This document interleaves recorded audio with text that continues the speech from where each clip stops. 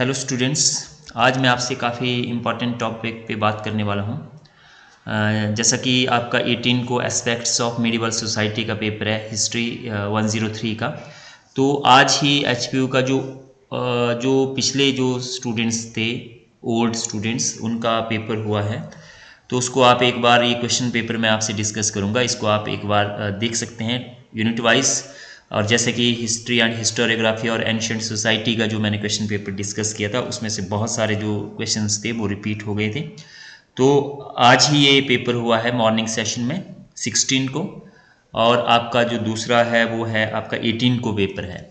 तो इसमें हम यहाँ पे देख रहे हैं कि पहला प्रश्न पूछा गया है कि रोमन साम्राज्य के पतन के कारणों का वर्णन कीजिए। तो ये वाला जो क्वेश्चन है आपका, ये एंशिएंट सोसाइटी का भी एक यूनिट, लास्ट यूनिट जो है उसका एक क्वेश्चन है। तो वहाँ से भी आपका ये तैयार हो गया होगा, तो यहाँ पे भी ये क्वेश्चन जो है वो रिपीट हो गया है। तो सीधा यूनिट नंबर 1 का जो क्वेश्चन है कि end of the Roman empire, यहाँ से क्वेश्चन ये आ गया हुआ है। तो यहाँ से क्वेश्चन आएगा ही आएगा 100%। तो किसी तरह से भी आपको आ सकता है कि रोमन साम्राज्य के पतन के बाद जो रोम था वो किस तरह से पूर्व और पश्चिम में जो है वो उसका डिवीज़न हो गया, और ट्रांजिशंस किस तरह से हुआ after the decline of Roman empire, प्राचीन से मिडिवल पीरियड की तरफ, है ना। तो इस तरह से आप इसको तैयार कर सकते हैं। तो किसी तरह से भी क्वेश्चंस आए, आपने घुमा फिरा कर इसको ही लिखना है। फर्स्ट यूनिट का सेकंड जो टॉपिक है, मध्यकाल यूरोप में पोप के पद के उत्थान पर प्रकाश डालिए, throw light on the rise of the papacy in the medieval Europe. इस बार आपको आ सकता है कि कैथोलिक चर्च क्या था, उसके क्या प्रभाव थे, या मध्यकाल यूरोप में जो है वो चर्च का क्या प्रभाव था। और यहाँ पे जो है इस तरह से आपका प्रश्न जो वो पूछा जा सकता है। तो पहला यूनिट आप अच्छे से तैयार कर लीजिए, और लास्ट का चर्च वाला जो है वो उसको देख लीजिए। यूनिट सेकंड का पूछा गया है, पैगंबर मोहम्मद के जीवन और शिक्षाओं का वर्णन कीजिए। तो यहाँ से ये पूछ रहा है, इस बार हो सकता है आपसे पूछ लिया जाए कि इस्लाम के उद्भव के क्या कारण थे, और अरबों का जो है वो सभ्यता के विकास में जो है वो क्या रोल रहा है। जो 6 वाला आपका टॉपिक है सेकेंड यूनिट का। अब्बासी खलीफाओं के इतिहास के बारे में बताइए, अब्बासी खलीफाओं के इतिहास का रेखांकन कीजिए। तो इस बार आपका हो सकता है कि अरबों का सभ्यता के विकास में क्या योगदान रहा है, इस तरह से, या किसी पहले जो 2 खलीफा है उनके योगदान के बारे में पूछा जा सकता है, या राइज, इस्लाम का राइज किस तरह से हुआ। तो उसमें पैगंबर मोहम्मद का पूरा जीवन और उसकी शिक्षाएं, वो सारा का सारा इसमें रिपीट हो जाएगा। तो घुमा के क्वेश्चन आपको आ सकता है। तो यूनिट सेकंड, और इसमें से मैक्सिमम क्वेश्चंस आपके रिपीट हो जाएंगे परसों, आपने मुझे बताना है पेपर के बाद। यूनिट थर्ड, मध्यकालीन यूरोप में जागीरदारी के स्वरूप एवं संरचना का विवेचन करें। Discuss the form and structure of the feudalism in medieval Europe. तो फ्यूडलिज्म को आप जो है वो 104 में भी पढ़ रहे हैं, और आप एनिशेंट में भी आपने थोड़ा सा इसको टच किया हुआ है। तो यहाँ पे मध्यकालीन यूरोप में जागीरदारी के स्वरूप एवं संरचना का विवेचन कीजिए। तो यहाँ पे यूनिट नंबर सेकंड का पहला ही प्रश्न आपको आ गया हुआ है। इस बार हो सकता है जो घुमा के आ सकता है क्वेश्चंस।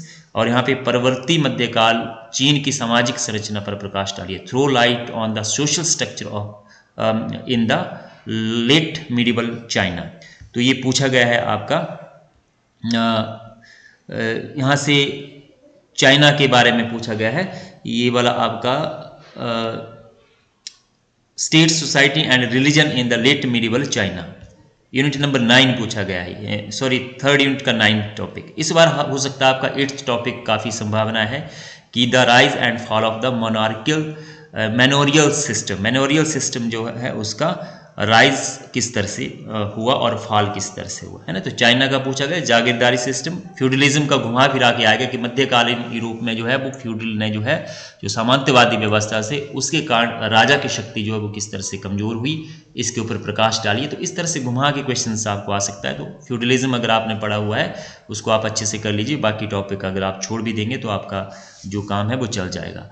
अब यूनिट 4 है, औद्योगिकीकरण से पूर्व यूरोप के नगरों पर एक प्रस्ताव लिखे, right and essay on pre industrial town in Europe. तो यहाँ से छोटे छोटे जो टॉपिक्स है आपके 10th से, वहाँ से ये रहेगा पूरा का पूरा, ट्रेड, कॉमर्स और इंडस्ट्रियलाइजेशंस, ये कमर्शियल एक्टिविटीज़ के ऊपर मेनली पूरा रहेगा। भारत के मध्यकालीन समुद्री व्यापार पर का विवेचन करें। Discuss the maritimes trade of India in medieval period. इस वक्त इसमें हो सकता है कि अरबों का मध्यकालीन व्यापार आ जाए या किसी और कंट्री का व्यापार के ऊपर आ जाए, तो ट्रेड के ऊपर आपको एक क्वेश्चन जो है वो ट्रेड और कमर्शियल जो एक्टिविटीज़ है उसके ऊपर ये रहेगा।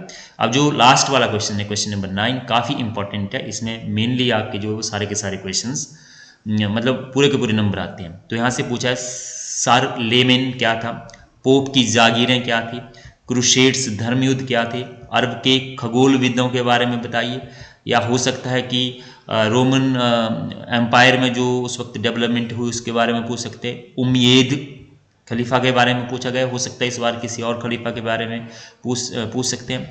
यूरोप में कृषिदास इस बार हो सकता है यूरोप में चर्च के बारे में पूछ सकते हैं, उसके प्रभाव के बारे में पूछ सकते हैं। मध्यकालीन चीन के धर्म के बारे में पूछा गया है। जागीर प्रणाली के बारे में पूछा गया है, लास्ट है ना। इसके बाद जो है मध्यकालीन भारत में 2 प्रमुख बंदरगाहें, इस बार हो सकता है कि भूमध्य सागरीय व्यापार है उसके बारे में पूछ सकते हैं। और यहाँ पे पूछा गया है मैनोरियल सिस्टम, सांस्कृतिक परिवर्तन किस तरह से हुए। तो सांस्कृतिक परिवर्तन के ऊपर बड़ा क्वेश्चंस भी आपको आ सकता है कि मध्यकालीन यूरोप में जो है वो सांस्कृतिक परिवर्तन किस तरह से हुए, है ना। और सर्फ इन यूरोप, यहाँ पे पूछा गया आपका ये वाला जो है जागीर प्रणाली जो है। तो ये कुल मिलाकर जो इस क्वेश्चंस को आप औरों के साथ भी शेयर कीजिए क्वेश्चन पेपर को, और इसमें से हो सकता है कि आपके बहुत सारे जो क्वेश्चंस हैं वो यहाँ पे रिपीट हो जाए।